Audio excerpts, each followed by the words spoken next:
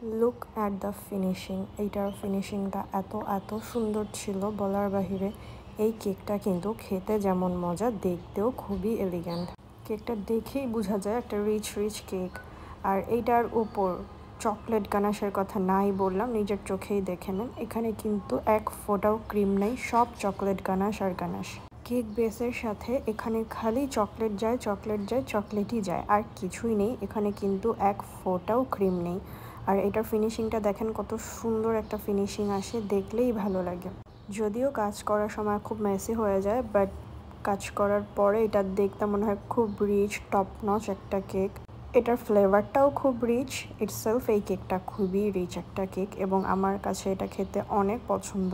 আমাকে যখন কেউ জিজ্ঞাসা করে যে তোমার ফেভারিট তোমার কেক কোনটা, আমি তো নির্দ্বিধায় বলি এই চকলেট মাড কেক। এই মাড কেক সবাই লাইক করে না, বাট বেশিরভাগ মানুষ এই মাড কেক খুব পছন্দ করে। যারা কেক চিনে বা যারা কেক অনেক আগে থেকেই পছন্দ করে আসে, তাদের মাড কেক একদম প্রথম তালিকাতেই থাকে নর্মালি।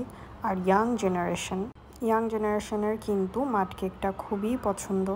এইটা একটু কস্টলি কেক, কারণ এখানে কোনো ক্রিম নেই। ক্রিম থেকে চকলেটের প্রাইস অবভিয়াসলি বেশি। আর চকলেটের শুধু তো গানাশে ক্রিম থাকে না, চকলেট থাকে না, আরও অনেক কিছু থাকে এটার মধ্যে।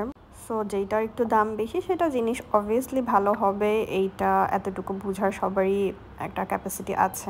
আর এইখানে আমি ইচ্ছা করে একটু ড্রিপিং দিয়ে দিচ্ছিলাম, যাতে এটার লুকটা আরও বেশি এনহ্যান্স করে। অ্যান্ড আসলেই ট্রু, এখানে এটার জন্য দেখতে আরও অনেক বেশি ভালো লাগছিল। আমি ড্রিপিংটা আরেকটু ব্ল্যাক করেছিলাম, বাট এইটা দেওয়ার পরে এই কেকের লুক আরও মনে হয় 50 টাইমস মোর এনহ্যান্স করেছে। আমাকে এইটা অর্ডার করেছিল আমার একটা ফ্রেন্ড, ও আমার রিপিট কাস্টমার, সবসময় আমার থেকে কেক অর্ডার করে। এবারও সাডেন অর্ডার করেছে, অ্যান্ড ও সবসময় সাডেনই অর্ডার করে, খুব বেশি টাইম নিয়ে করে না। তো আমাকে বললো যে এমন একটা কেক দিবি, যেহেতু একজন বাবুর জন্য কেক ছিল, মেবি ওর নেফিউর জন্য কেকটা ছিল। তো যেহেতু ওর বয়স খুব বেশি না, আবার খুব কমও না, মোটামুটি একটা এইজের। আর ও যেহেতু ছেলে, সো ছেলেদের সাথে এই ডার্ক থিম কেকগুলো যায়। আসলে ডার্ক থিমের জন্য না, মানে যেহেতু ছেলে, মেয়েদের জন্য অনেক ডিজাইন থাকে, পিঙ্ক, পার্পল, অনেক কিছু থাকে, কিন্তু ছেলেদের জন্য ডিজাইন খুব কম আমার মনে হয়, বিশেষ করে ছেলে বাবুদের জন্য খুবই কম। মেয়েদের জন্য তো কালার ভেরিয়েশন খুব বেশি থাকে। তো যাই হোক, এখানে হচ্ছে আমার ফ্রেন্ড আমাকে বলেছিল ওর একটা এডিবল পিকচার অ্যাড করতে, তো এই জন্য আমি একটা এডিবল ছবির অর্ডার করেছিলাম। অ্যান্ড আমার মনে হচ্ছিল যে পুরাটা ছবি না দিয়ে আমি হাফ ছবি দিই, এখানে ভালো লাগবে। পুরাটা দিলে পুরা কেকের যে ব্ল্যাক একটা সৌন্দর্যটা পুরাটা ঢাকা পড়ে যাবে, এই জন্য আমি হাফই দিয়েছিলাম ছবিটা। একটু ছোট করে দিয়েছিলাম, ফুল কেক কভার করিনি এই ক্ষেত্রে। আর এখানে এখন দেখেন আমি দেখাচ্ছিলাম আমার নেলসগুলো, ফলস নেলস। অবশ্যই কেউ প্লিজ চিল্লাচিল্লি করবেন না যে নৌকা তো বড় কেন, এটা আমার রিয়েল নেলস না একটাও।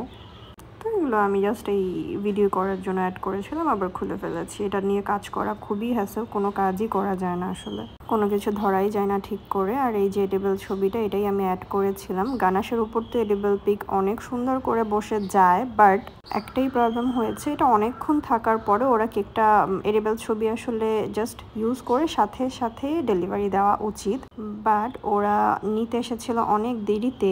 মানে আমার যখন কাজ শেষ হয়েছে তারও 3-4 ঘন্টা পরে এসেছিল এটা নিতে।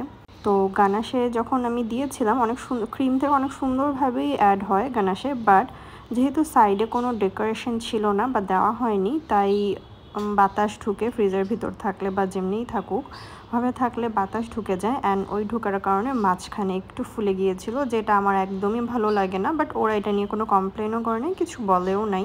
ওদের কাছে কেক খেতে মজা হয়েছে, ওরা পছন্দ করেছে, এটাতেই ওরা খুশি। বাট আমার নিজের একটা স্যাটিসফ্যাকশন থাকে যে ছবিটা মাঝখানে ফুলে গেলে আসলে ভালো লাগে না, কিন্তু কিছু করার ছিল না। অনেকক্ষণ পরে ওরা রিসিভ করতে এসেছিল কেকটা।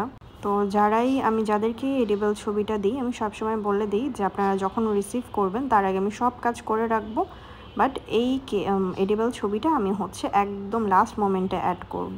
সেক্ষেত্রে ছবির কোয়ালিটিও ভালো থাকে, মাঝখানে বাতাসও ঢুকতে পারে না, আর সাইডে একটু যদি কোনো ফিনিশিং দেওয়া হয় ক্রিমের, তাহলে আরও আসলে ভালো থাকে। আল্লাহ হাফেজ।